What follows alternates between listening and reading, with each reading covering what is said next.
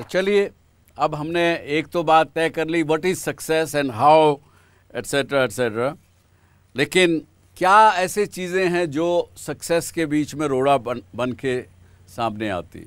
Sir frankly speaking we are the ones who comes in our success. हम खुद या अपनी सक्सेस के आड़े आते हैं। Yes sir. जी, बहुत अच्छा। Lack of resources and lack of planning, fear of failure, and if the person is not driven enough, then he can't be successful. Okay, that's very good. Ji, anybody else? Ji. According to me, success is about an attitude. When a person starts feeling that he is successful, that is the time where his downgrade will start. So he should be hungry to be successful, but he should never come to know that he should never believe that he is totally successful. Once he'll start thinking that I am successful, that is the time from where his downgrading will actually start. Very good, very good. इन्होंने कहा कि success को एक final destination ना मान लें, ये journey है जो कंटिन्यू करेगी। अगर आप कहीं उसको फाइनल डेस्टिनेशन मान के रुक गए तो फिर सक्सेस फिर भाग जाएगी। Very good. So according to me, we are actually measuring success with money, which is wrong. And that is exactly what is stopping us from succeeding. If we shift our focus from money to actually creating value. क्या सोचना चाहिए? Creating value is also money. किस term में आप money value create करेंगे? Creating value in what we do. जो हम काम कर रहे हैं उससे सोसाइटी को क्या बेनिफिट हो रहा है, वो अगर हम कर पाए तो सक्सेस अपने आप आएगी। हमें काबिल बनना है।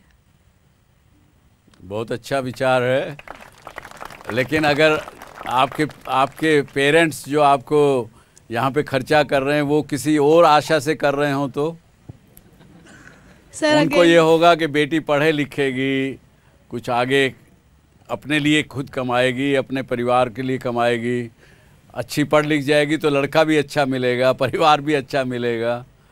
उनकी आकांक्षाएं कुछ अलग हो सकती हैं आपसे।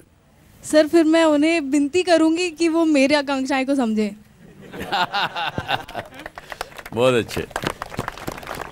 और जैसे कि सक्सेस के मायने अलग हैं, वैसे सक्सेस में जो परेशानियां वो भी अलग अलग हैं। लाइक किसी के लिए रिसोर्सेज नहीं मिल पाते हैं, जो कि रूरल एरियाज में है मोस्टली पीपल।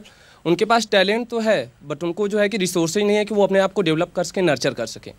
और किसी के लिए जो है कि अपॉर्चुनिटी नहीं मिल पाती है। जैसे कि इंडियन क्रिकेट टीम गई है, बहुत सारे प्लेयर्स ऐसे होंगे कि जो कि टैलेंट होगा बट चयन नहीं हुआ है किसी भी गेम्स में, तो उनको अपॉर्चुनिटी नहीं मिल पाती कि वो अपने आप को शो कर सके, तो उनके लिए वो सक्सेस का प्रॉब्लम है। तो देखिए, इस बात को अगर सोचेंगे तो देयर आर सैकड़ों चीज़ें हैं। मैंने कुछ लिस्ट की है यहाँ।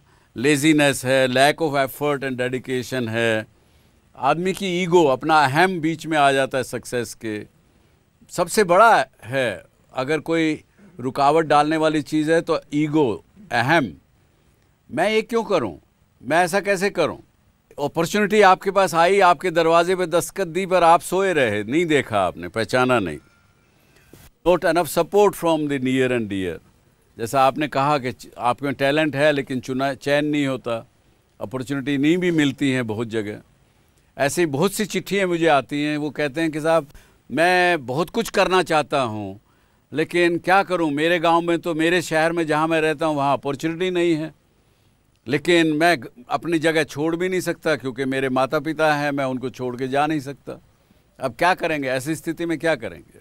What I believe is if you have the drive to achieve success, you will find a way.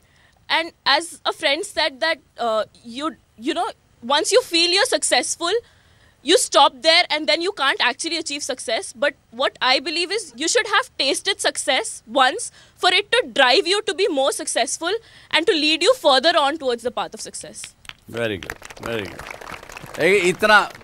इतना एक संशोधन करना चाहूँगा आपकी बात में कि जब आपको थोड़ी सक्सेस का टेस्ट आया ना, आप अपने आप आगे बढ़ेंगे, फिर आपको मेहनत करने की आवश्यकता नहीं है, फिर इतना डिटर्मिनेशन वो खुद ब खुद आ जाता है अंदर से कि आप और आगे बढ़ना चाहते हैं, क्योंकि वो सक्सेस जो है वो अपने आप धकेलती है आगे।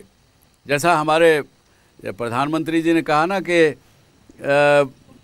125 करोड़ लोगों को के मन में अगर विश्वास जगा दिया मैंने, तो उतने में देश बहुत आगे चला जाएगा, और वो हो रहा है, दिख रहा है हमको। हाँ बताइए, पीछे कुछ कह रहे। सर मेरा ये पॉइंट है कि सक्सेस और रिकॉग्निशन दो अलग अलग चीज़ें होती हैं। ज़रूरी ना हो कि अगर आप सक्सेसफुल बने आपको रिकॉग्निशन मिले। बहुत लोग यहाँ पे ऐसे हैं, या फिर इन जनरल भी, जिनको सक्सेस और रिकॉग्निशन दोनों साथ ब साथ चाहिए। कल मैं सक्सेसफुल हूँ अपने लाइफ में, बट मैं ये फील नहीं करती क्योंकि मेरे को रिकॉग्निशन नहीं मिलता।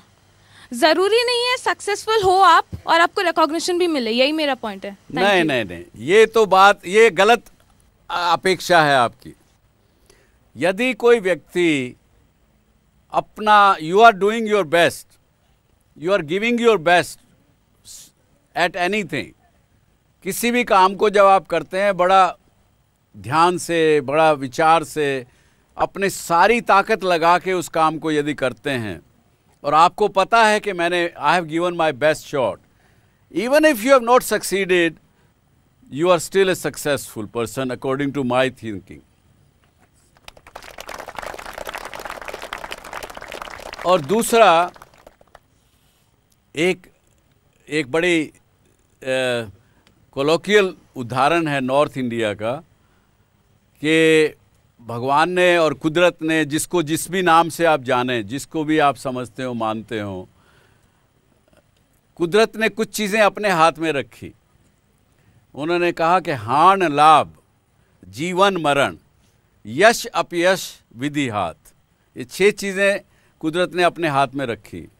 तो यश जो है, आप रिकग्निशन का माने यश, आपको मिला कि नहीं मिला, वो उसने अपने पास रखी हुई। कई बार आप कुछ गलत काम नहीं भी करते, उसकी वजह से भी आपको अपयश मिल जाता, आपकी बुराई हो जाती। तो ये रिकग्निशन आपको अपने आप से मिलना चाहिए। बाहर के लोग रिकग्नाइज करें या नहीं करें, उसकी चिंता मत करिए।